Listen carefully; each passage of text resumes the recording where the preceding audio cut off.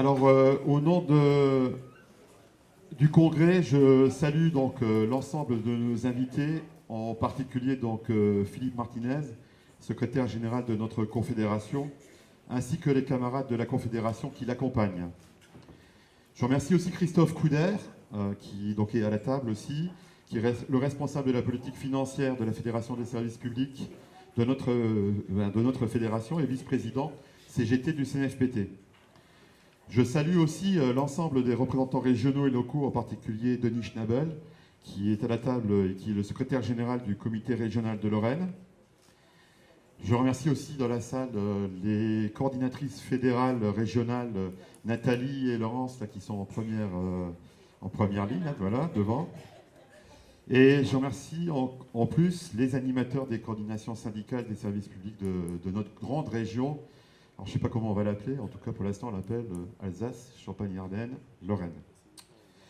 Enfin, je salue chaleureusement en notre nom à tous celles et ceux qui ont contribué à l'organisation de ce congrès, en l'occurrence une bonne partie des militants des syndicats Champagne-Ardenne et d'Alsace-Lorraine.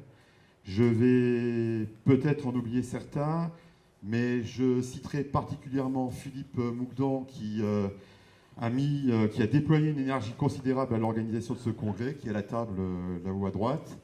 Fred, qui est à ses côtés, qui a énormément travaillé sur la partie administrative. Fred et Fred, alors il y a Fred féminine, mais le Fred masculin, il est là-haut. Voilà. Josiane, qui s'est occupée de toutes les convocations et droits syndicaux. Sam, le secrétaire général de Champagne-Ardenne, qui est à la table. Corinne, Féti, Mélanie, ainsi qu'un bon nombre d'animateurs. Et donc, ils méritent tous nos applaudissements.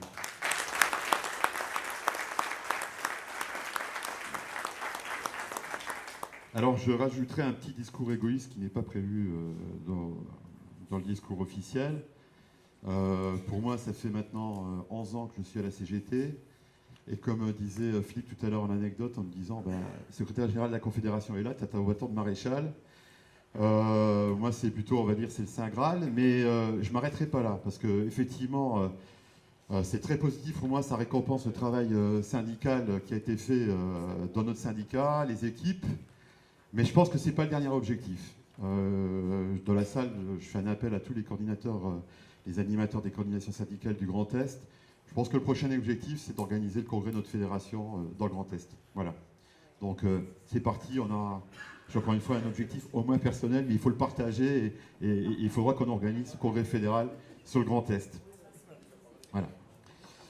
Donc, je vais céder la place à Samuel, donc il va vous présenter le rapport d'activité de nos deux syndicats, un rapport plus ou moins historique, puisque c'est retracer un peu l'histoire de nos deux syndicats, parce que vous l'avez bien compris, on est quand même à un moment historique sur une fusion de syndicats qui sont sur un territoire relativement important.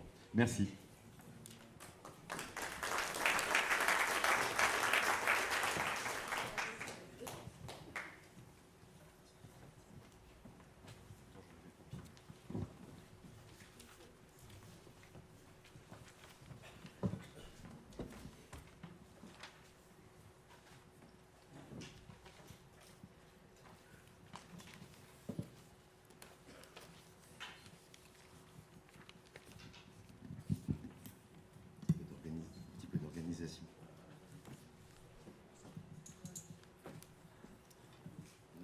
Mes chers camarades, comme l'a dit Pascal, bon, ce ne sera pas un rapport comme on a l'habitude de le faire sur, en général, le dernier mandat, on va dire, le rapport d'activité, mais plus, vu la circonstance de la journée, une remise en situation de nos deux organisations syndicales, de leur création jusqu'aujourd'hui.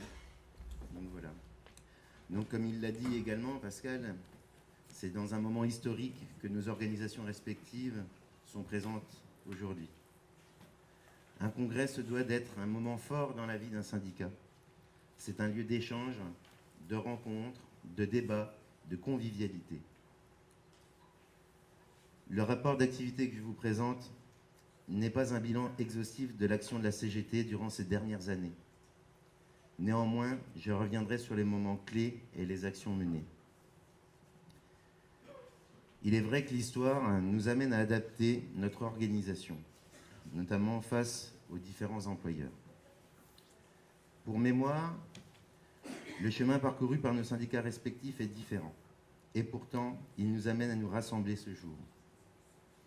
Le premier créé est celui de la Lorraine. Cette mise en place se fait en 2004 par 4 camarades, dont Gilles Messambourg et Pascal, ici présents. À force de travail, de discussion auprès de leurs collègues, le syndicat de la région Lorraine atteint en 2006 une quarantaine d'adhérents.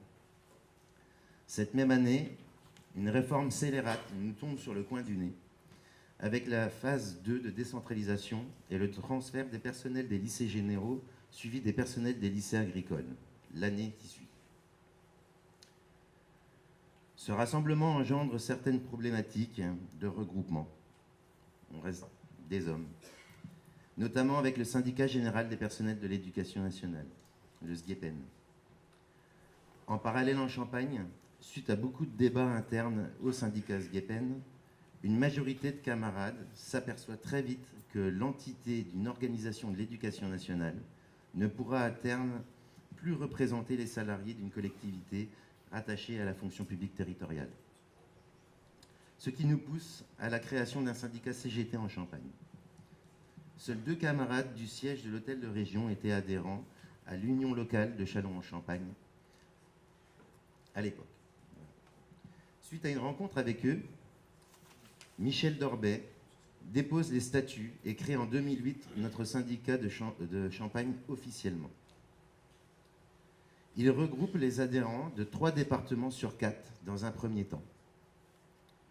Donc toujours, malheureusement, suite à de mauvais débats avec nos camarades du SGEPEN. Puis, se développe et termine uni 2 années après. Donc on a tout de même réussi, par le biais de la discussion, à se mettre en phase, en accord et à se rassembler. Suite à ce transfert, nos 2 syndicats CGT terminent en première position en 2006, suite aux élections professionnelles. Donc à la fois en Lorraine et à la fois en Champagne. De 2006 à 2008, une intersyndicale CGT et FO travaille d'arrache-pied en Lorraine. C'est à ce moment qu'ils signent de bons accords, notamment sur les droits syndicaux, l'action sociale ou le régime indemnitaire. Lutte après lutte, le syndicat lorrain ne lâche rien. D'ailleurs, on aime bien ce slogan. Donc lutte après lutte, le syndicat lorrain ne lâche rien et obtient de grandes avancées pour le syndicalisme.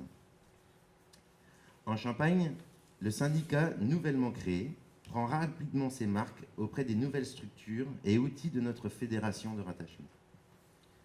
Petit à petit, nous intégrons les coordinations syndicales départementales, qui à ce moment-là un nouvel outil pour la majorité de nos camarades champardonnais.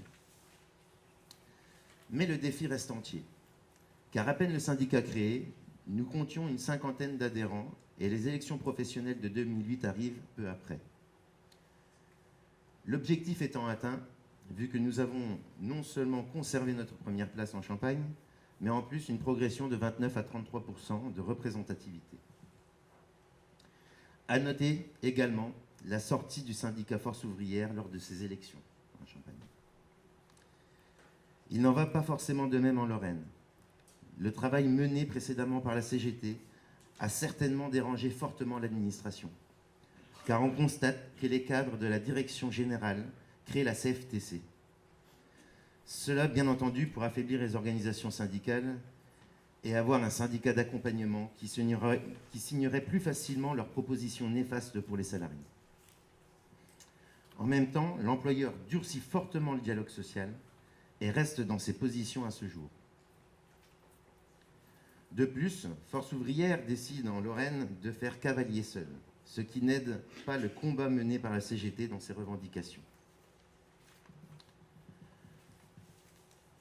De notre côté, en Champagne, le syndicat mène son petit bonhomme de chemin, participe activement à faire vivre une intersyndicale CGT, FSU, UNSA et CFDT, et très vite la CGT est forte de propositions et les autres suivent. Les salariés nous font de plus en plus confiance, l'employeur s'en aperçoit et des avancées sont constatées, notamment dans les instances paritaires. De là, on arrive rapidement à une centaine d'adhérents lors de la transmission du syndicat à Bruno Farison, ici présent, en vilain petit écolier au fond de la salle, en 2010.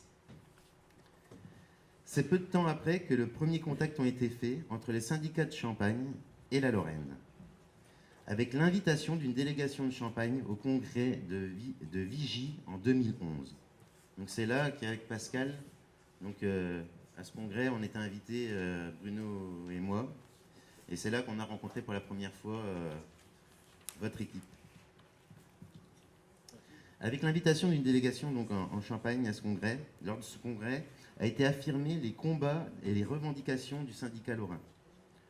Entre autres sur l'amélioration des conditions de travail, la défense de la précarité, les traitements équitables entre les salariés ainsi que la défense des collègues touchés par la maladie.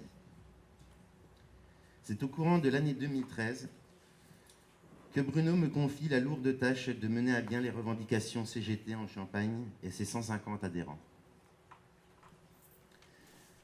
Très vite obligé de mettre le pied à l'étrier avec l'organisation de la campagne électorale de décembre 2014. L'objectif étant de progresser de nouveau. Nous nous sommes efforcés d'amplifier notre activité dans les territoires. Pour une première fois dans l'histoire de la Champagne, la CGT dépose des listes en CAP de catégorie A. Même si les résultats attendus n'ont pas été à la hauteur sur cette catégorie, une forte progression de notre représentativité est à noter, avec un résultat proche des 40%. À peine nous avons eu le temps d'apprécier ces résultats, qu'un nouveau défi de travail arrive, provoquant l'organisation qui nous force à nous réunir ce jour. Le gouvernement nous impose sans aucune concertation cette réforme de rassemblement des régions. Nous connaissons par expérience les méthodes de travail sans concerter les salariés ni les instances représentatives du personnel.